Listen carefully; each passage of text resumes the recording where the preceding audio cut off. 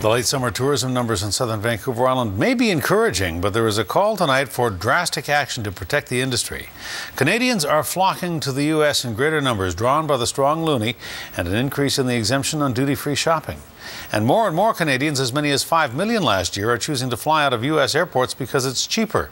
The tourism industry says it means missed opportunities and lost jobs here. CTV's Stephen Andrew reports.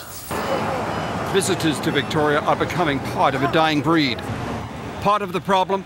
The Conference Board of Canada says 5 million Canadians flocked to U.S. airports last year looking for cheaper fares, in many cases as much as 30% cheaper. We called it a perfect storm. There's no one reason that American flights are so much cheaper, but taxes and airport fees and air navigation fees all play a very significant role. The Tourism Industry Association believes an economic crisis is looming if the federal government doesn't change Canada's aviation policy and reduce fees. The association's president was in Victoria today working to head it off. The Canadian economy is losing upwards of $50 billion a year because of our lack of competitiveness in the travel space. 45,000 direct jobs to the Canadian economy that aren't taking place because of this. The industry says that also means a loss of tax dollars. The government has made changes to rules around travel, but they are having a negative effect on our economy. More Canadians are traveling to the U.S. to take advantage of higher duty-free allowances, $800 after just 48 hours in the United States. And the strong Canadian dollar is also hurting tourism on Vancouver Island and throughout BC.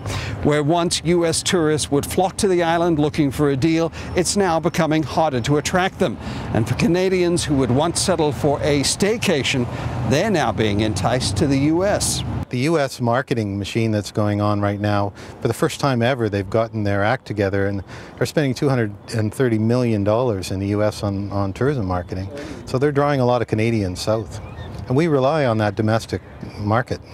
And the industry believes getting tourists to travel from the mainland to Vancouver Island will become more difficult as fares on BC ferries are set to climb by 12.5% over the next 3 years. I think the most important thing for tourism is that the perception that it is too expensive to get here by ferry. We know that perception exists, and these increases are going to do nothing to alleviate that. So we have to continue to work around that.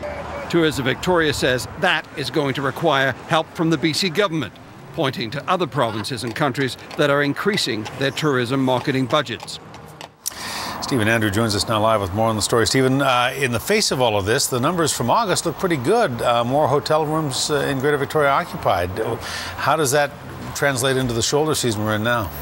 Well, certainly we're going to wait for those numbers. They're going to come in about a couple of weeks. That's when they can total them all up. But those increased rooms in August, Hudson, were due to the fact that hoteliers were slashing their rates.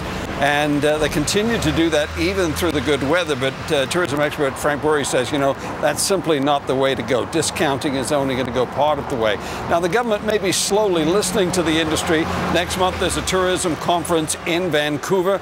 Watch for Premier Christy Clark to be on that agenda. If she does show up and she does speak, it's expected that she'll bring some money with her. All right, Stephen Andrew reporting. Stephen, thanks. You're welcome.